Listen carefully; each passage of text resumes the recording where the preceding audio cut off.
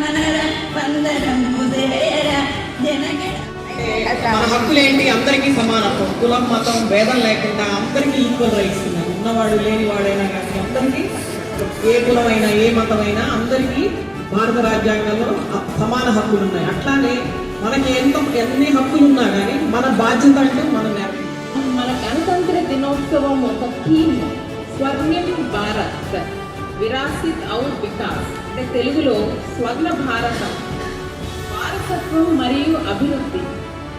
వారసత్వం అంటే మన ఫ్యామిలీ వచ్చే వారసత్వం కాదు, మన దేశం యొక్క సంప్రదాయాలు సంస్కృతి యొక్క వారసత్వాన్ని మనం ఈరోజు గౌరవించుకోవడమే కాకుండా మౌలిక సదుపాయాలు, సాంకేతిక టెక్నాలజీలో మనం ఎంత అనుకుంటున్నాము, ఆర్థిక రంగాల్లో మనం సాధించిన ప్రగతిని కూడా గుర్తు చేసుకోవాల్సిన రోజు ఇది. వారసత్వాన్ని గౌరవిద్దాం, అభివృద్ధిని సాధిద్దాం. ఎందుకంటే మన దేశం బాగుంటేనే